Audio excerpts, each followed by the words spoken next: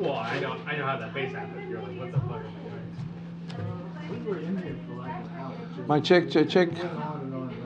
Sherry, you okay with audio? 1, 2, 3, 4, 5, 6, 7, 8, 9, 10. 1, 2, 3, 4, 5, 6, 7, 8, 9, 10.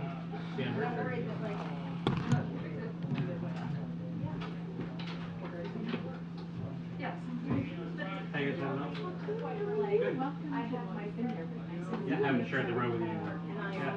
Yeah, it's been great. It's been 9 months. How's parent life? Give me a thumbs up what you said.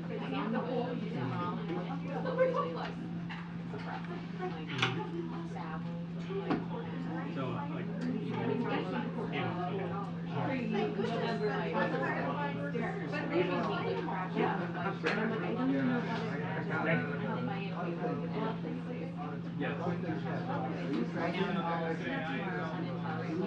yeah. Yeah. But like already there was like like it says like they have like a sense of humor. Like there are certain things. Or not.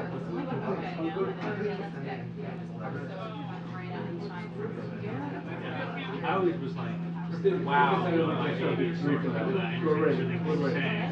And then like that's just me because I like spend all this time. Yeah, she turned 3 yesterday. 2 days ago. Yes, she's extremely large, rambunctious child.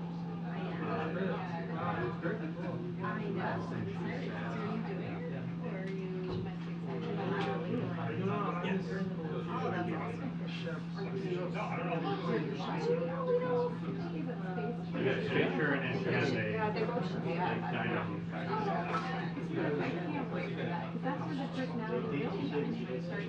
Sherry, did you see me there? Did she see me there?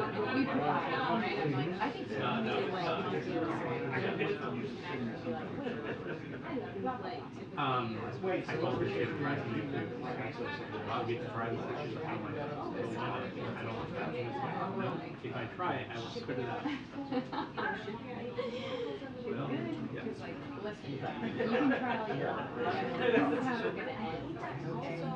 I was driving us to New Jersey for a weekend, and I mean, I drove with a little cat. You don't have a little. Wow, drop the line. Oh, yeah. You were just back. Yeah, you're on top of it.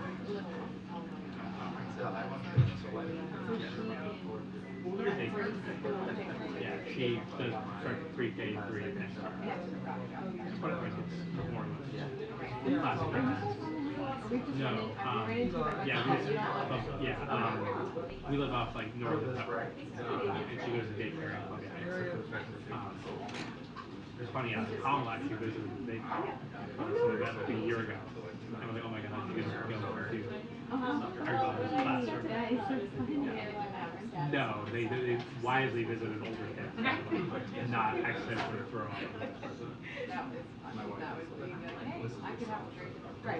Yeah, I was gonna like pass along like a question of like the medic could answer it.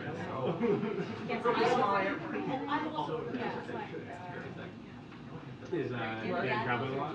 You know, as much as I thought he would be, it's been like he's mainly just like India,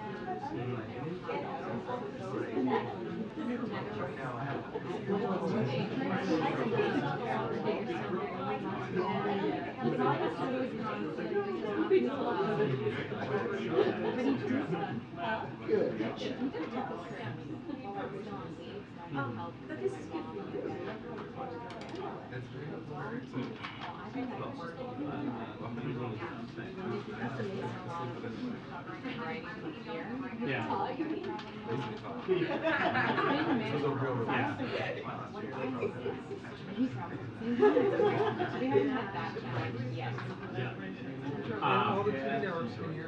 I know a reporter couple, and they had to go to the same so one of them wore their baby, like baby yarn to the event. Yeah, there will be versions of that. Yeah, he just wants to did the hair strip. It's very cool. And then I brought her a little like Japanese dress. Yeah, thank you. Anyways, I just like California, like beyond like 4 or 5 times. Yeah, that's a monster. Yeah, and I was like, it's almost a yeah, no, it was good. Yeah, the DMC was cool. And the, what was the, oh, it's, Yeah, the piano. Yeah, the piano was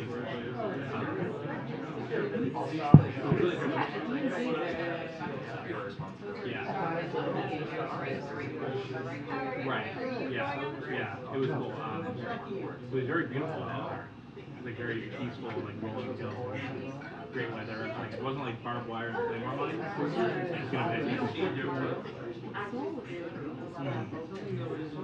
So channel 1 is the red one. Live. We have one. But it's gonna be Yeah. The one for volleyball. because the cats goes for the No. apparently the entire. and they go straight to the so Where you go to Vietnam, sit and live in the world. online or my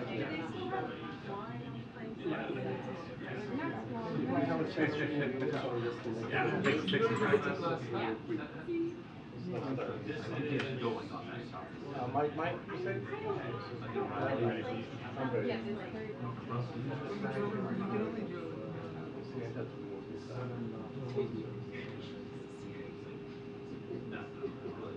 Okay, one more important thing for you is Wow.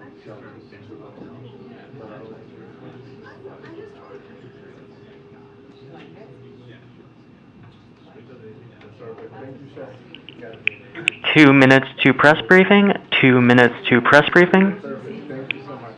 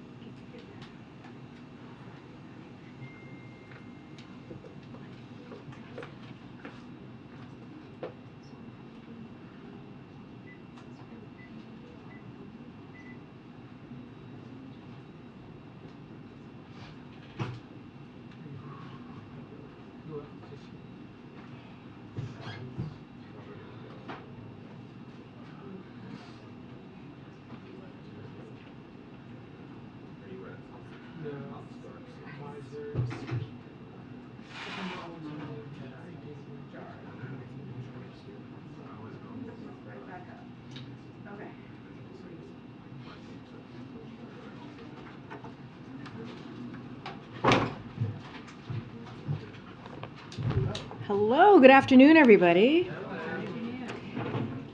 Okay, so today is National Coming Out Day, and so I wanted to start by sharing my own coming out story.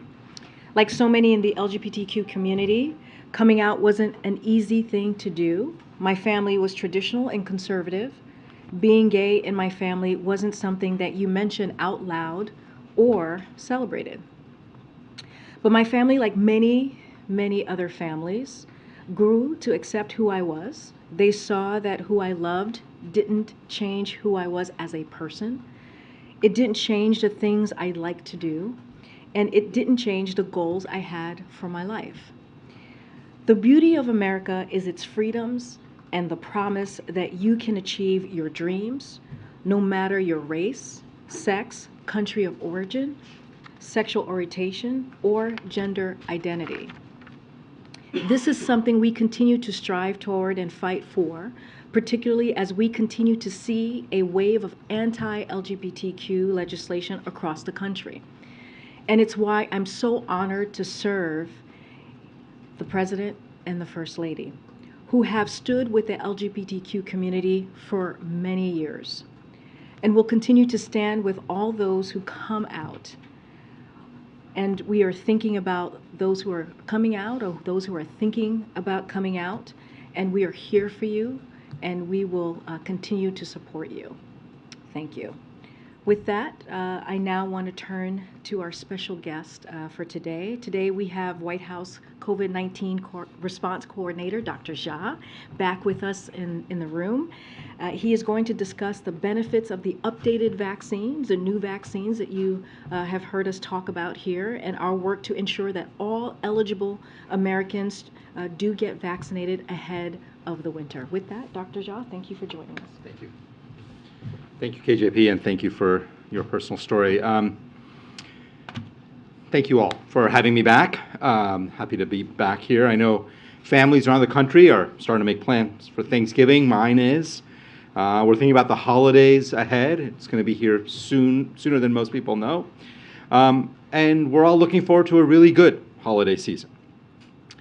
The challenge with holiday seasons every year is it's also a time where contagious respiratory viruses like influenza, RSV, and again this year COVID spread much more quickly.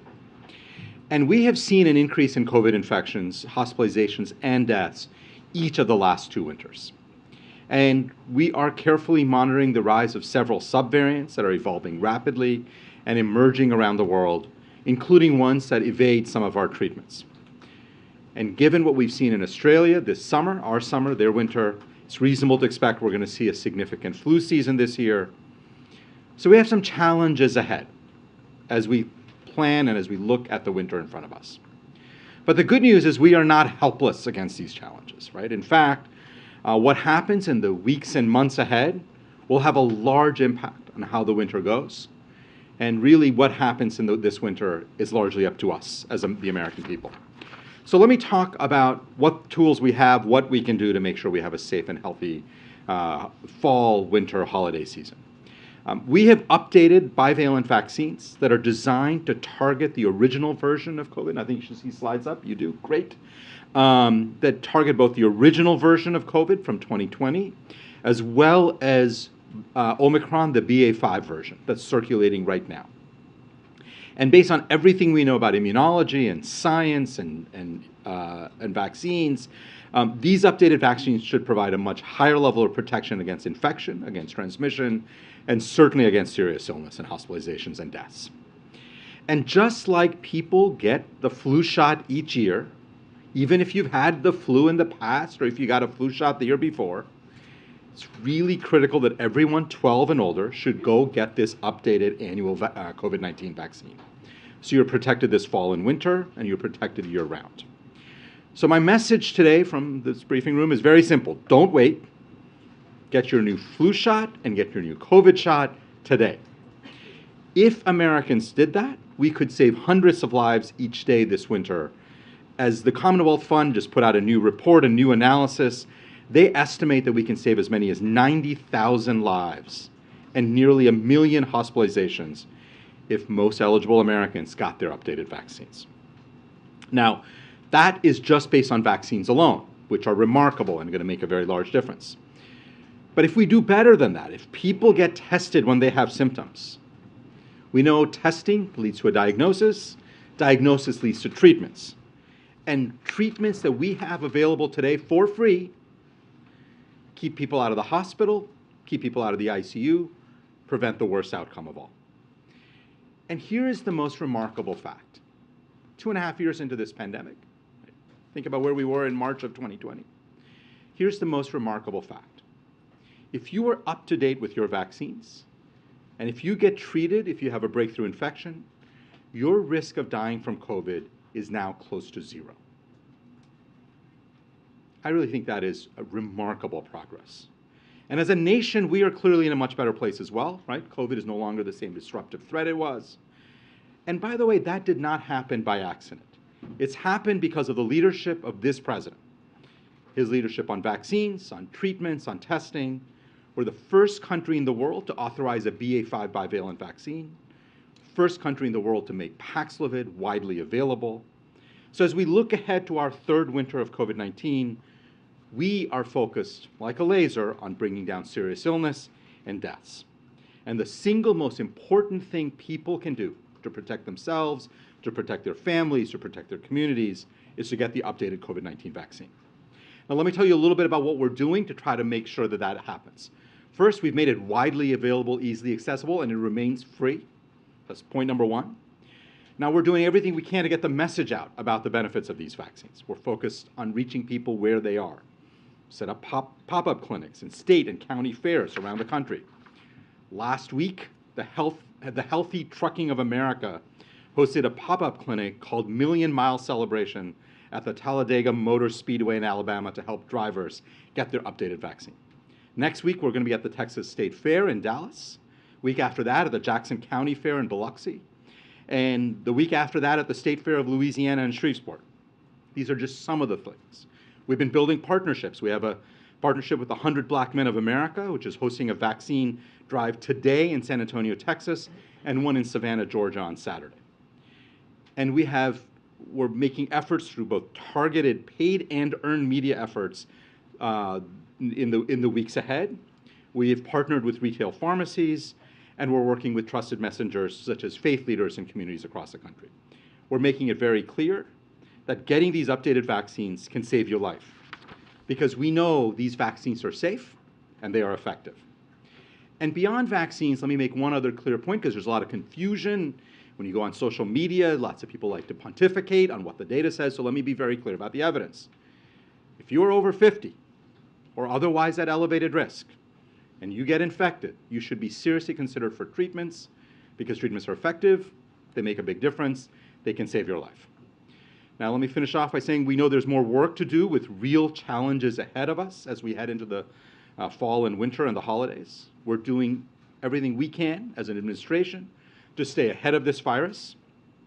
But if we all do our part, not just us in the administration, but Congress, the American people, I remain incredibly confident we can manage this virus for this fall and winter with less suffering, and we can have a safe and healthy holiday season ahead. So with that, let me stop and take questions, but thank you. Thank you, Dr. Jha. Just in terms of the winter surge that the administration is expecting, can you be a little specific in terms of the numbers, what kind of range in terms of number of cases we're looking at? And then for the window of time that we have for people to get vaccinated ahead of the winter, like when does that window sort of close before that actually has a big effect? Yeah. So we don't have a specific estimate of how many infections. Look, there are lots of different models out there. And we are tracking both internal government models, but certainly lots of external academic models. Most of them expect that we're going to see more infections as we get into November, December, January. It's what we saw the last couple of winters, so that's not surprising. In terms of when's a good time to get vaccinated, I've been very clear about this. I think people should go get vaccinated before Halloween. Why Halloween? Because it takes a couple of weeks for your immune system to kind of generate the benefit from that vaccine, and that means you will be ready by Thanksgiving and certainly by the holidays. If you miss the Halloween, is it too late? It's not too late. Again, it takes a couple of weeks for the immune system to benefit from the vaccine. So there is no time period where the window is out and you're no longer going to benefit. You will always benefit. But the bottom line is, if you do it before Thanksgiving, You're going to see family and friends before the holidays, a lot of socializing that goes on in December.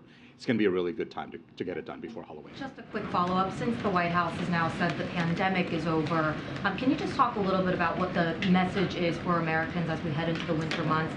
Can they behave as though it's business as usual as long as they're vaccinated?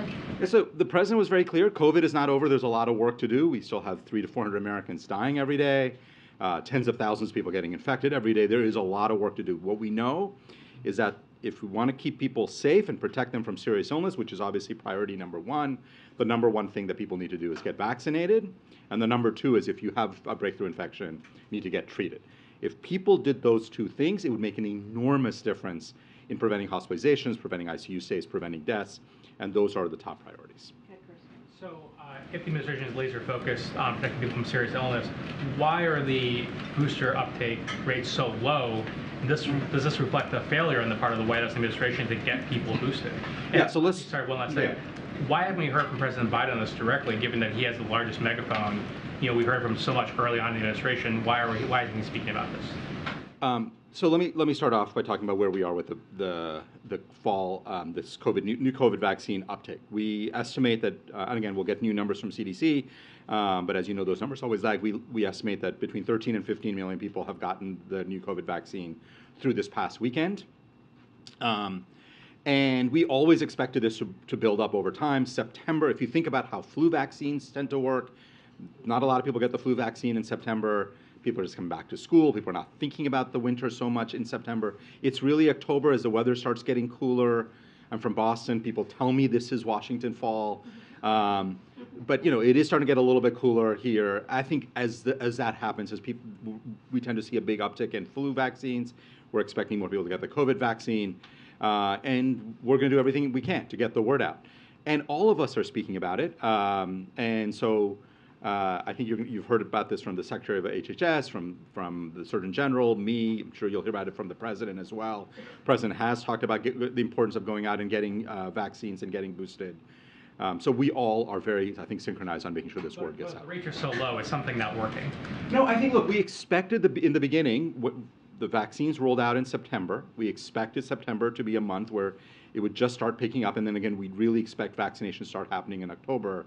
We're out there doing everything we can to make sure that message is getting out there and helping people understand that if you want to stay safe and healthy this fall and winter, the best thing you can do is get vaccinated. Yeah, in terms of the president getting out and talking about it, when is he going to get his bivalent booster? And also, what is your advice for people like him who have had COVID relatively recently? Yeah, so we're still working on things. Look, the advice that all of us are giving is people should wait 3 months after they've had their infection. If you do the math of when the president had his infection, it's somewhere around late October. We're going to find a specific date when the president's going to get it. So I don't have a specific date to mention, but he's still in that 3-month window. Same thing for the First Lady. We're following the science here, and the evidence suggests that waiting a few months and after you've had your infection is optimal for getting the best immunologic response. You had asked for $22 billion for COVID funding for next generation treatments, next generation vaccines. That money did not come through. Are you in a bad place heading into winter?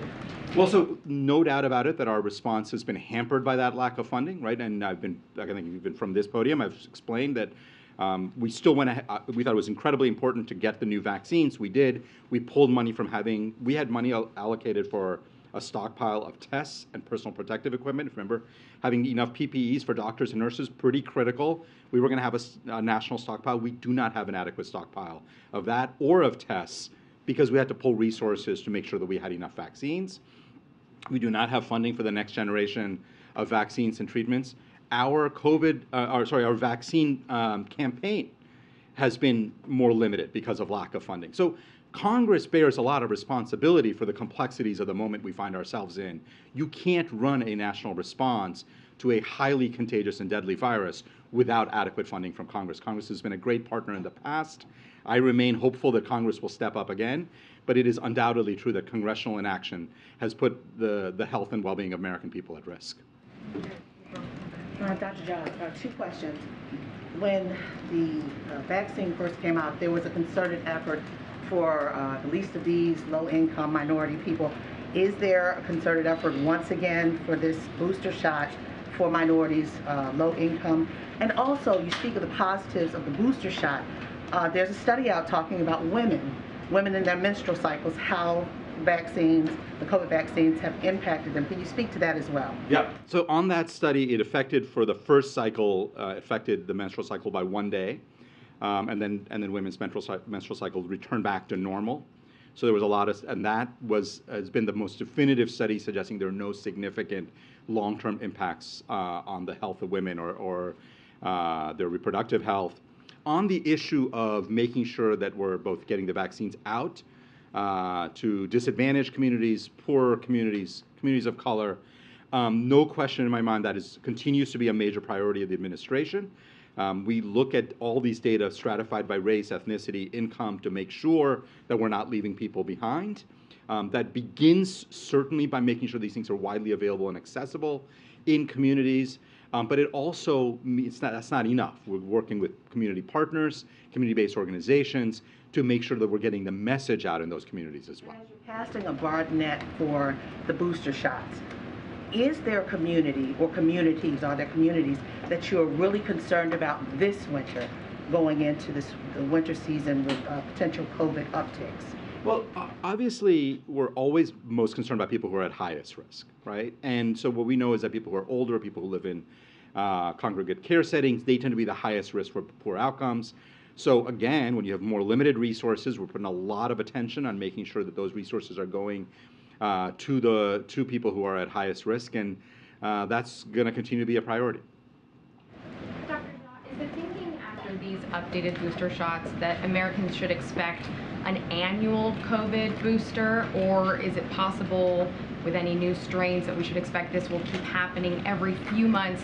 How should people be thinking about that? Yeah, so I think for most Americans, this is a once-a-year shot. And by the way, people think somehow that's, we're making news. We're really not. If you think about it, take an average 40-year-old, if they got a booster last fall, they first became eligible for a new vaccine just a month ago.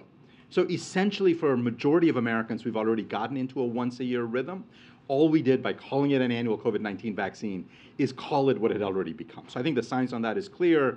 For a majority of Americans who are not in the highest risk group, once-a-year COVID vaccine, I'm not saying forever, I don't know how long, obviously we'll see where the virus goes. For other people who are at high risk, I think about my elderly parents who are in their 80s, yeah, they may need vaccines more often than that. And we're going to track the evidence and data, and if it turns out that for them an additional shot, let's say in the spring, is useful, obviously we're going to make sure that we do everything we can to make that available. And lastly, President Biden did tell 60 Minutes that he thought the pandemic was over. Do you share that assessment? So let me be very clear. The president also followed that up with COVID is not over. And said we are doing a lot of work. I am the COVID response coordinator. We are doing a lot of work to fight COVID, right? Hundreds of Americans are still dying every day. We think it's really important to protect Americans. And I know that for the work we are doing on protecting Americans against COVID, we have the full support of the president, and that continues to be the focus of our work. Go ahead, and then Tyler. Doctor, can you tell us your assessment of the new variants we're seeing and how infectious that you think they are, even for people who are fully boosted? And also, just what scale could this winter surge take? Or do you think it could be like Omicron levels from last winter? Yeah, so predictions are always hard on these things, right? Because the virus continues to surprise us and continues to evolve. There are 3 or 4 subvariants that we are tracking most closely. They are, in different parts of the world. And they all arise either from a BA2 or a BA5 kind of lineage. And the reason we're tracking them is because they either have a lot more immune evasiveness or they render many of our treatments ineffective. Those are the 2 major things that get our attention. The good news is all of these subvariants do arise from a BA2 or BA5. That means our updated bivalent vaccines should provide a much higher degree of protection than the original prototype vaccine would have. Obviously, we're going to do the studies to figure out how much protection, but I'm confident that our vaccines will continue to work very well, certainly against protecting against serious illness. And then the curveball that we got last Thanksgiving with Omicron, none of us obviously can predict that with any certainty. So our job is to not be in the prediction business, but to be in the planning business. And so we have a whole set of efforts that we're leading in the U.S. government to be ready should Mother Nature throw us a true curveball like what we saw last spring. Tyler and Karen, you can have this. In the first vaccination campaign, before you took this role, the Biden administration set goals for the percentage of Americans that they wanted to get vaccinated with 70%. Right now, it's less than 4% of U.S. adults. I'm wondering, around that number, I'm wondering if you guys are setting a new target for what you'd want to hit by Halloween, or if there's a goal that you guys are setting on the front. Yeah. To be perfectly honest, we've set no internal goals, no external goals. We just have, my feeling on this is we want to get as many Americans vaccinated with the updated vaccine. We think it's clearly a better vaccine, an important upgrade from what we had before. And the more Americans, the better. So people often ask me, do you have a goal for how many people, how low you want to drive deaths down? The answer is no. Like, we have about 300 to 400 Americans dying every day. Too many. We want to drive that lower. 200 is better. 100 would be better than that. So we're not setting targets. We are focused on driving deaths down, getting more people vaccinated, and with a very simple goal, which is more vaccinations better, lower deaths better. And just a quick follow-up. I know you've added some context to the comment that the president made on 60 Minutes, but do you think that his comment saying the pandemic is over has contributed to the lack of uptake in vaccinations for this new bivalent vaccine? Yeah, let me be very clear about this. Majority of American adults go out and get the flu shot every fall. They don't do it because the president comes out and says we have a flu pandemic. Right? They get it because they understand that the best way to protect themselves during the fall and winter is to get the flu vaccine. In very much the same way, I think a majority of Americans understand that we're still, in a situation where COVID is around. It's still infecting a lot of people, getting a lot of people sick. Obviously, way better than where we were, and the best way to protect themselves is to get the COVID vaccine. So I don't think the president's comments has anything to do with what's happening right now. Two follow-ups, if I can, on topics that you talked about. When you say that you expect there to be a pickup in the pace of vaccines in October, did the White House miscalculate the demand for these new boosters when you asked Congress for the money for this? No, remember, we had no money for this, and we thought it was really important, and I still think it's really important, that we have enough vaccines for Americans, for any American who wants it. And so we had no money. We asked Congress for money. Congress chose not to fund it. We went and had to pull money from other really important programs. We purchased about 170 million doses.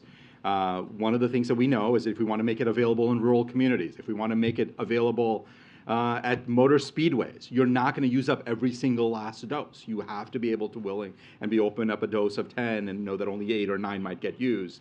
So you have to have a little slack in the system. And based on all the calculations, I think we've made sure to purchase enough vaccines so any American who wants a vaccine can get it. You mentioned about pulling money from stockpiles of tests when you were talking about, to Tam's question, knowing that you can't answer what might be coming in the fall and winter with the surge, should Americans be buying tests now and stocking up on tests so they have them in preparation for what could be coming? What I would say is, the calculations that HHS had done, again, I think these were done before I arrived, suggested that if we got another Omicron-like event, we should have about 800, 900 million tests in a stockpile so we can get it out to the American people, because it would take us 4 to 6 weeks for domestic manufacturing to ramp up again. We're going to have nowhere near that. So that is a real problem.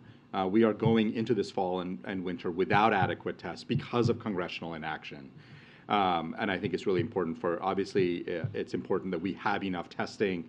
Again, we're going to do everything inside the administration to make sure that we have testing capability that we can ramp up as quickly as possible. But all of this is made just dramatically harder by congressional inaction. You can't fight a deadly virus without resources. And congressional inaction is really costly. All right. Thank you, Dr. Jha. Thank you all. I have to run off. Take care. Thank you. All right. Okay, I have a couple things at the top, and let's dive in. Russia's latest missile strikes against Ukraine once again demonstrate Russia's and President Putin's brutality. President Biden continues to make clear, along with our allies and partners, that we will not waver from our commitment to support Ukraine as long as it takes. Yesterday, President Biden spoke with President Zelensky and pledged to continue providing Ukraine with the support needed to defend itself, including advanced air defense systems. And today, G7 leaders met virtually for more than 90 minutes to continue coordinating our efforts to impose costs on Russia and provide Ukraine with economic security and humanitarian assistance. President Biden has also discussed with G7 partners what more we can do together to prioritize air defense capabilities for Ukraine, which has been and will continue to be a U.S. priority. Secretary Austin will continue that discussion at the Ukraine Defense Contact Group in Brussels. That will be tomorrow. Today, as well, the president also welcomed a historic breakthrough in the Middle East. After months of mediation by the United States, the governments of Israel and Lebanon have agreed to formally end their maritime boundary dispute and establish a permanent maritime boundary between them. The president spoke this morning with Prime Minister of Israel, Lapid, and President of Lebanon, Michel Aoun, who confirmed the readiness of both governments to move forward with this agreement. We want to also thank President Emmanuel Macron of France and his government for their support in these negotiations. The president has long believed that energy, particularly in the Eastern Mediterranean, should serve as a tool for cooperation, stability, security, and prosperity, not for conflict. He first worked on this issue nearly a decade ago as vice president and is pleased that U.S. mediation and persistent diplomacy finally led to this breakthrough today. The agreement will provide for the development of energy fields for the benefit of both countries, setting the stage for a more stable and prosperous region and harnessing vital new energy resources for the world. It protects Israel's security and economic interests, critical to promoting its regional integration. It provides Lebanon the space to begin its own exploitation of energy resources and marks a new chapter of hope following years of crisis. And it promotes the interest of the United States and the American people in a more stable, prosperous, and integrated Middle East region, with reduced risk of new conflicts, all central themes of the president's visit to the region this past summer. We are pleased to have achieved this breakthrough today and congratulate everyone involved. And finally, I also want to recognize that today is International Day of the Girl. Today is an opportunity to celebrate the power of young women and girls around the world by championing their safety and rights.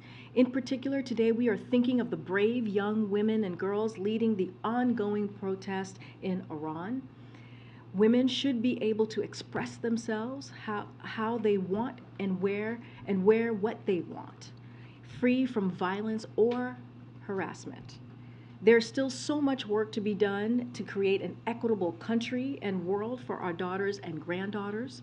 The Biden-Harris administration has and will continue to prioritize that work by creating opportunities for economic security and advancing equal access to education, job training, and jobs, by fighting to protect and expand girls' access to health care, and by working to address the scourge of gender-based violence wherever it occurs. President Biden and Vice President Harris will continue to speak out for women and girls around the globe. With that, Chris, you want to kick us off? Sure. There's been talk about reassessing the relationship with Saudi Arabia. What is the administration prepared to do at this point as far as reassessing it? It would involve weapons sales, diplomatic relations. Can you talk about some of the options here? So from the beginning of the administration, since taking office, the president has been very clear that the United States needs a different sort of relationship with Saudi Arabia. He has said that from very early on. And I have said this last week when OPEC made the decision to align their energy policy with Russia's war aims and against the American people, further underscores that reasoning to realign that relationship, to reevaluate that relationship with Saudi Arabia. We are reviewing where we are currently right now, and we'll be watching closely over the coming weeks and months as well, consulting with our allies and also with our with members of Congress, and decisions will be made once that policy review is underway. And but to be clear, I'm not going to get ahead of that, but that's the process that we're going to take next. For the review? Don't have a timeline, but clearly this is something that we're going to closely monitor. And we have said from the beginning we need to kind of reassess and have a different relationship with Saudi Arabia, and especially after the decision that was made by OPEC Plus, and we were very clear about that last week. Go ahead. Thanks, Karine. Does President Biden believe that Saudi Arabia sides with Russia in this war? Well, we believe by the decision that OPEC Plus made last week, there certainly are aligning themselves with Russia. And right now, this is not a time to be aligning with Russia, especially with this brutal, unprecedented war that they have started in Ukraine. And we have been very clear about that. The president has been very clear about that since the beginning of this war. And so this action that they took, this decision that OPEC Plus made last week, proves that that's where they are aligning their energy policy is with Russia. So given that, Senator Bob Menendez, the chair of the Foreign Relations Committee, has proposed that the U.S. basically stop selling arms to Saudi Arabia. Is that something the president would consider? Again, the president has been very clear that we need to find a different sort of relationship with Saudi Arabia. We are going to look at, assess our policies, get a sense of how we're going to, actions that we're going to take. And so we're reviewing this. I don't want to get ahead of the president's decision, but again, I don't have anything specific to that particular question, but we are going to have a review of where we are and take a really, really deliberate close look. Thanks, Karine. Ahead of the UN vote tomorrow on this draft resolution condemning Russia's annexation of parts of Ukraine, could you walk us through what's at stake for the administration, particularly as it relates to President Biden's push to keep this coalition united this far into this war? Look, we have been very clear about what we're seeing, the aggression against Ukraine by Russia. We and our allies in Europe, our allies across the globe, one thing I would say is when we started this process, Putin had thought that he would, bring forth a weaker NATO, that there was no way that we would have this strong alliance. And what we were able to prove, the president, because of the president's leadership, is that now we see an alliance that's even stronger than it's been in modern times. Our coalition is strong. We have held the major democracies together. Putin has been counting on a split, as I just said, and he hasn't had it. It has not happened. And so after the first G7 of this administration, there were questions about whether America is back, and we are indeed back. So the president has spent a lot of time talking to leaders, as he did today. He's done that face-to-face, on the phone, in the Oval, again, like he did today with the G7 leaders, yesterday as he did with President Zelensky. And look, we are going to continue to have these conversations. It is important for this alliance to stick together. But you heard, I'm sure all of you saw the readout, the statement from the G7, and what they are going to continue to do, to provide economic assistance and security assistance to Ukraine. They're going to continue to call out Putin and what he's doing with the annexation, what he's doing with the nuclear strikes, and you are seeing a stronger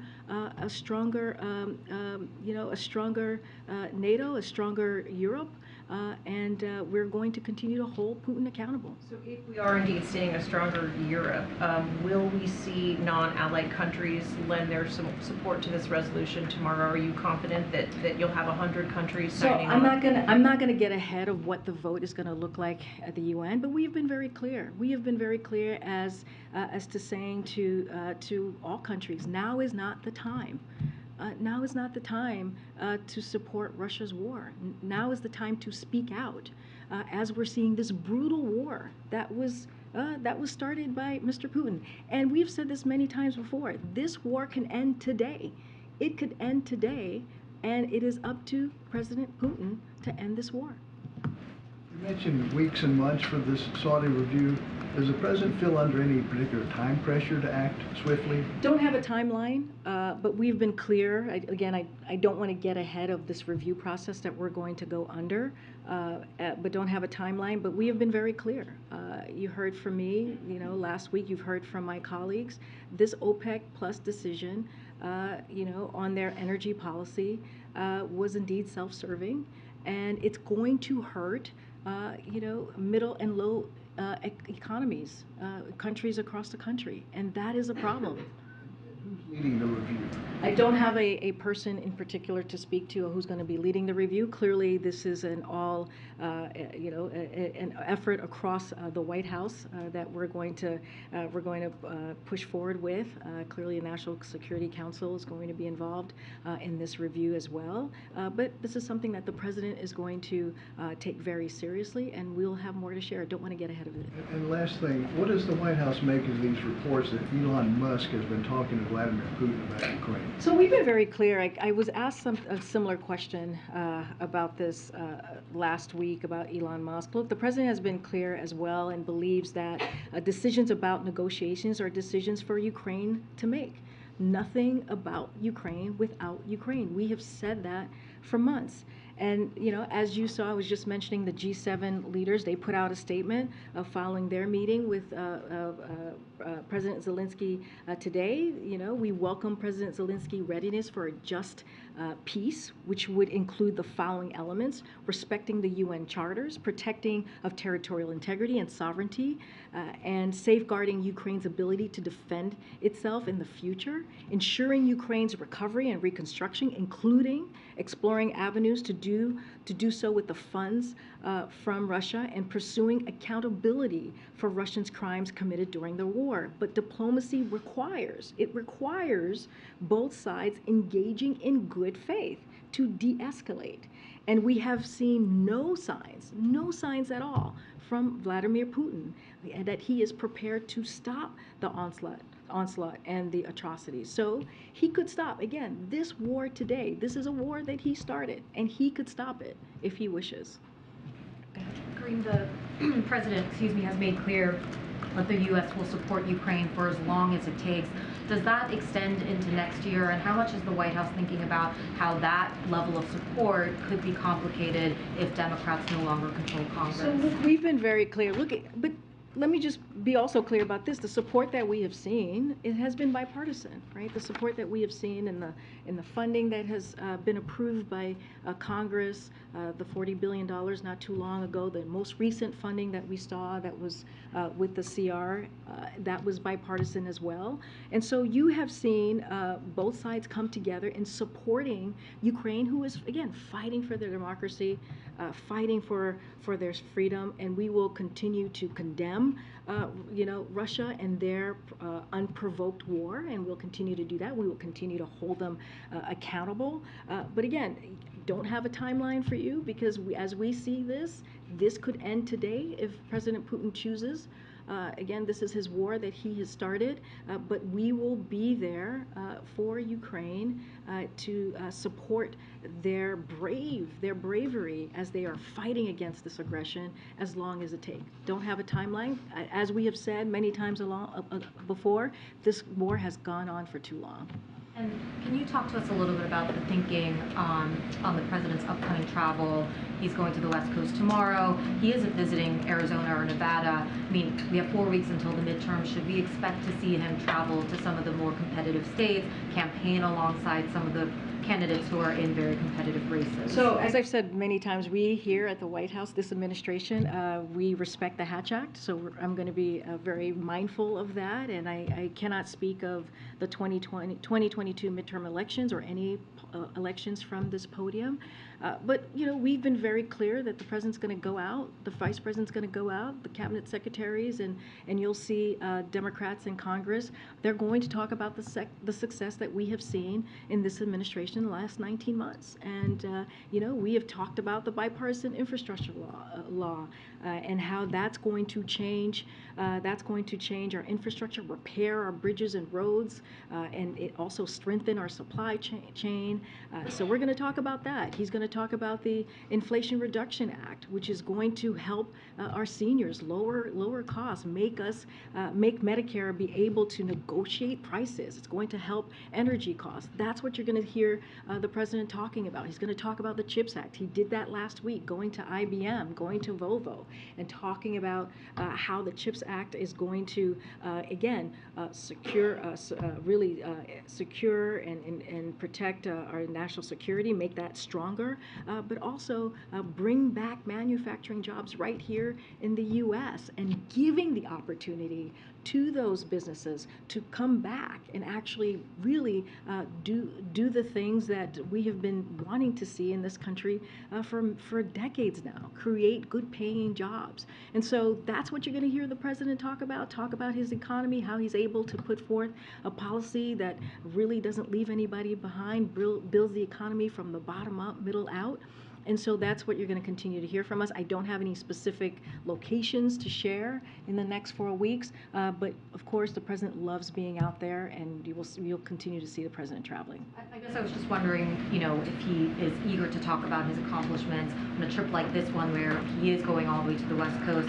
Would there have been deliberations of, well, why not go to a state like Arizona or Nevada to talk about those accomplishments? Look, he's going to go to California, he's going to go to Colorado, he's going to go to Oregon to talk about those accomplishments. There'll be many more trips to announce and for the president to be out there and talk directly to the American people. I don't have anything more specific to lay out as to where he's going in the next 4 weeks. But again, I also want to be very, very mindful of what I say here at the podium as well. He's not welcome on the trail, correct, Karine?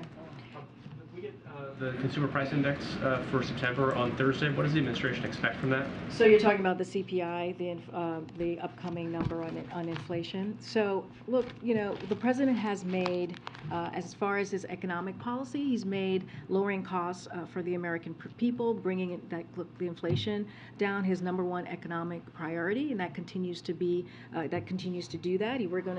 We know that there's more work to do, but we have seen some important progress for the American people. A couple of things that I'll lay out. We've seen real disposable income and real consumer spending both increase in part thanks to the strength of our job market. Gas prices are down over $1 per gallon since their peak this summer. That's an overall decline of 22%. And we're giving families a little bit more breathing room. I just talked about the Inflation Reduction Act that's going to lower cost as we think about healthcare, as we think about energy and healthcare premiums, to be more specific. And here's the thing. And we've seen this week, and we saw it last week, how Republicans in Congress, as we know, voted against the Inflation Reduction Act. But the first thing that they want to do is repeal the Inflation Reduction Act, which means that they would be playing into or supporting or lifting up the wealthiest special interest groups. Why would you do that? Why would you take away an opportunity to lower cost for seniors? Why would you take away the opportunity to lower costs when it comes to energy? Why would you take away the opportunity to fight climate change in a way that we have not seen, in an investment in a way that we have not seen? And so that's how we see the important progress that we have made. Clearly, we will be paying close attention to that data as it comes out. The Reserve has been responding to these inflation reports by raising interest rates, and the White House's response to that has been to say the Fed is independent, we respect their independence. Is there ever a point where that might change, where the White House might consider critiquing Fed policy, particularly if we fall into a recession? Again, we've been very clear about the Federal Reserve. They are independent. We believe that they have the strongest monetary policy to deal with this moment, and we are going to allow them to do the work that they are currently doing. I'm not going to be responding to any actions that they're taking, because we truly do believe in the independence of the Fed. Go ahead, Eli. Thanks, Karine. The President has condemned racism many times since taking office. I wonder if he's followed the situation on the Los Angeles City Council with Nuri Martinez and the leaked recording of her using racist remarks to describe a colleague's black son. She said today she's taking a leave of absence, but there are others, Senator Padilla, Mayor Garcetti, who have called for her to resign. Has the president followed this? Does he have a reaction to what's going on? Yes, he's followed this, spoke to him about it yesterday. Look, the president is glad to see that one of the participants in that conversation has resigned, but they all should. He believes that they all should resign. The language that was used and tolerated during that conversation was unacceptable, and it was appalling. They should all step down. And here's the difference between Democrats and MAGA Republicans. When a Democrat says something racist or anti-Semitic, we hold Democrats accountable. When a MAGA Republican says something racist or anti-Semitic, they are embraced by cheering crowds and become celebrated and sought after endorsements. Senator Tuberville, let's not forget, this just happened, saying black people commit crimes. Doug Mastriano attacking his opponent in Pennsylvania governor's race for sending his children to a Jewish day school. The president used to say, and I'll quote the president right now, quote, "Hate never goes away, it only hides." But lately, it's just one in the open at these extreme MAGA rallies. It's just out, pardon me, it's just out in the open at these extreme MAGA rallies, end quote. Okay. So the IMF cut global forecast today and for the U.S. I'm wondering if that forecast matches what the White House is seeing internally, and if you have any concerns about their warning that, you know, the worst is yet to come. So I've said this before, and I'll say this again. You know, the president has a message for the American people, and he wants them to know the following: because of Americans' resilience and the economic strategy we pursued from day one in this administration with his economic policy, the United States of America is in a stronger position than any other country to navigate what we're seeing currently, these global challenges, and what we have seen during the 19 months of this president's administration. And so that is the first thing that we want to make sure that the American people understand. Look, jobs are up, incomes are up, people are back to work, and American manufacturing is warring back. And the economic legislation signed again by this president, when you think about the Inflation Reduction Act, when you think about CHIPS Act, are encouraging investment right here in the United States. That will make our economy stronger and more resilient for years to come. And that is also something important to note. So now, of course, we're going to continue to monitor this closely. We're going to watch this closely. The president continues to meet. He's going to meet with his senior members of his economic team, as we have sent updates about that these last 2 weeks on the global economic development. That is important. We take this very seriously, and this is meetings that he regularly does. And so, but we believe we are in a stronger position than many other many other countries when it comes to dealing with global challenges. One more. The president of Poland said that he's asking to share nuclear weapons with the U.S. Has the administration received that request, and what will they respond? So I've seen those reports. I don't have anything to share on that at this time. Just one quick one. Is the White House concerned that one of the 12 railroad unions that needs to sign on to this contract that the president helped negotiate, one of those unions has voted against the contract, and I believe it needs to be unanimous. So where does that leave this situation? So the BMW, pardon me, and the railroad employees have agreed to a cooling off period that extends well into November, giving them adequate time, we believe, to continue their work and ensuring that our economy is under no immediate threat. The president remains focused on protecting America's families, farms, businesses by avoiding a rail shutdown. Both sides have said they share that goal.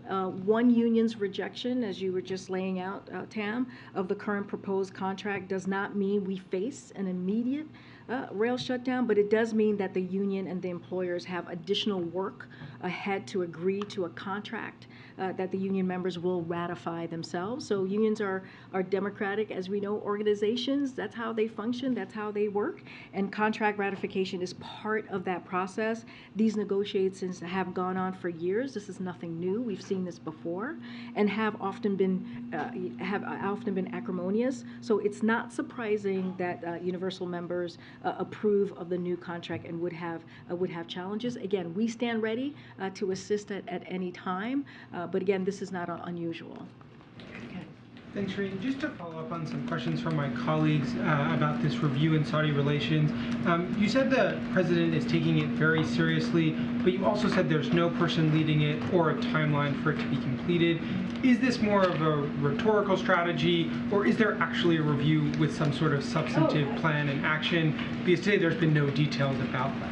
Look, he's already directed, the Department of Energy to deliver another 10 million barrels of oil from the Strategic Petroleum Reserve, and he will continue to direct additional release as appropriate. So he's taken actions. He took I get you, but I want you to know that he is taking this seriously by taking action on day one, and so he will continue to take those types of actions and use the tools that he has to make sure that we're dealing with this incredibly important issue. Look, we have said, the president has said from the beginning of his administration that we need to, redefine this relationship that we have with Saudi Arabia. This is something that he has said for some time. And because of their action, they took this action just last week, the OPEC Plus decision that they've made. And I have said this, I've said this plenty of times at this podium already, is that we see that they're aligning their energy policies with Russia. Look, I'm not going to get ahead of this. You will hear from us when we lay out what actions we are going to take. We're going to review them. But again, I'm not going to get ahead. And this is something that we take very seriously.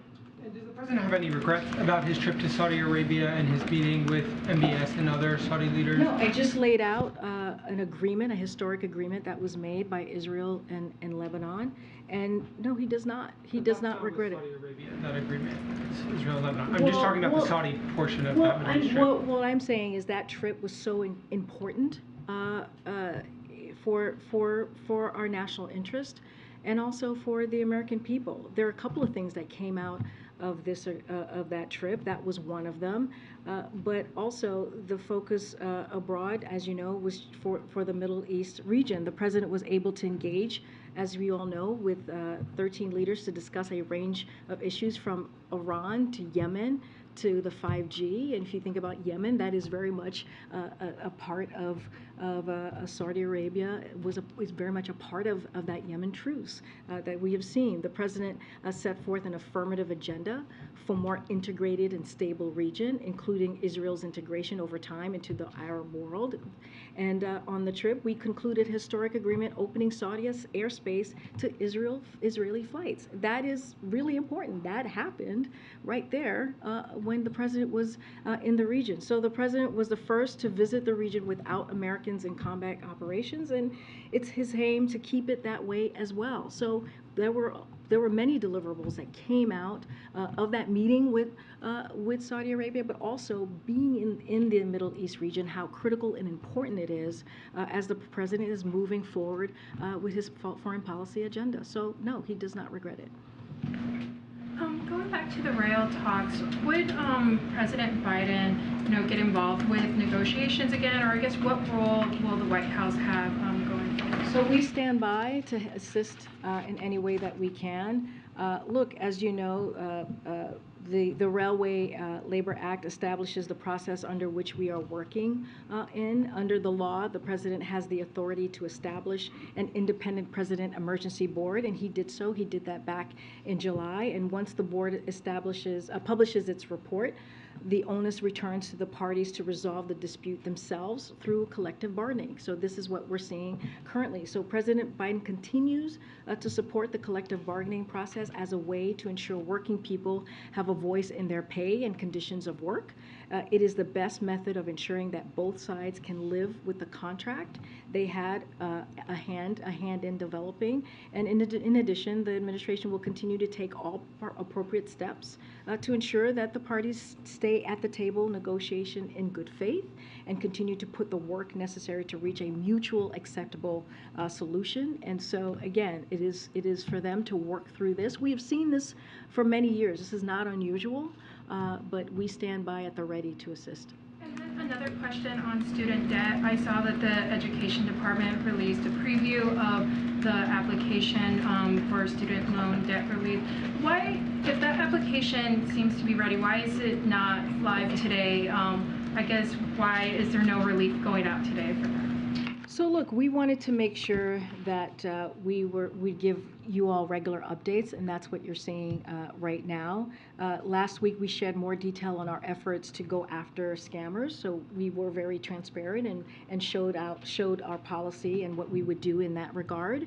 This week we're giving everyone a preview of what the form will look like, as you just laid out, and we know that a lot of you were curious about what it would look like, so we did that. So we're trying to be transparent. We're trying to lay out how this process is going to work. In short, the form is simple. It's easy to do. It should take less than 5 minutes to complete, and it'll be available on mobile and desktop this month. And we'll continue to provide regular updates. Look, it's taking some time, but the Department of Education is very much focused on this, and as soon as we have information on when that date will be for application sign-off, we will share that. But again, every week we're trying to share additional information for all of you, because we know how the curiosity, not just for all of you, but also the borrowers out there who will be eligible for this. Thanks, Karine. So the International Monetary Fund, the fund director, the International Monetary Fund Director of Research has said that the three largest economies in the world, the U.S., China, and Eurozone, will stall next year. Does the president bear any responsibilities for the higher inflation or a stalling economy? Well, wait, say that one more time. You're talking about the global? IMF Director of Research, with their report, their global report came out. He said that the three largest economies in the world, the U.S., China, and the Eurozone, will stall next year. And so I'm wondering if the president bears any responsibility with his policies for the inflation and what they're calling a stalling economy. Okay, we got to step back here and look at what the president walked into here, right? When you think about we've been here for about 20 months. When he walked in, businesses were closed, small businesses were closing down, schools were not open, and we were during a pandemic, or at the beginning of a pandemic, where thousands of people were dying a day. That's what the president walked into. What he did is put forth the American Rescue Plan, which, by the way, was only voted by Democrats, that was able to turn back on our economy, that was able to get shots in arms, that was able to get the schools fully open, and that was able to give businesses an opportunity to start back up and give a little bit of more of breathing room, those extra dollars back into the pockets of Americans. That's what the president was able to do, and he continued that with the bipartisan infrastructure legislation. He continued that with the CHIPS Act. He continued that with the Inflation Reduction Act. And let's not forget the work that we have done, this president has done these past several months to get gas prices down. Why did this all happen? Is because of the global challenges that many countries across the globe have been facing. And what we are saying is, because of the work that this administration has done, because of the work that this president has done, we are in a better place to deal with those global challenges. Let's not forget, Russia, the war in Ukraine, started by Russia, has increased food, increased gas prices, and the president has done all that he can and will continue to do the work to bring those prices down. And the pandemic has also caused these global challenges. So look, if anything, his economic policy has been able to get us back on track in a historic fashion, creating 10 million jobs. And that's where I'll leave that. I have to take a couple more, and then we got to go. Last week, the Haitian government requested an international military force to intervene, create a humanitarian corridor to essentially push back against the anarchy that's been created by gangs there. Secretary General at the UN has called for a rapid reaction force that would be created in conjunction bilaterally between Haiti and a third party before a multilateral force could be put together. So what is the president willing to do? He's obviously been very reluctant to send troops anywhere, much less Haiti. He's rejected a request in the past. What's on the table? So the United States, we're reviewing the government of Haiti's request in coordination with international partners. And so we are working to determine how we can hold accountable those responsible for the violence and increase our support to help address Haiti's fuel shortage and security constraints as well. that are disrupting the flow of humanitarian assistance aimed at halting the spread of cholera, as you know, which has now become a major issue in the country. Our highest priority is ensuring that vital humanitarian assistance reaches the Haitian people, including critical medical support to help address the outbreak. And as you know, we have said this before, look, we have given, we are one of the countries that's given the most assistance to Haiti. And again, we are going to review the government's request at this time. Just to follow up, the significance of this, obviously, after the assassination of Haiti's president, July of last year, the government requested U.S. or UN troops to secure the country. That was denied. The administration had a special envoy for Haiti who resigned in protest, in part because he advocated for U.S. troops on the ground, and the State Department said it was a non-starter. So my question is this actually on the table? Has it reached a point in Haiti where where you would reconsider that significant pause? Look, again, I don't have. We're reviewing the request. Don't have more to add, but it is something that we have received, and we're gonna review. So look,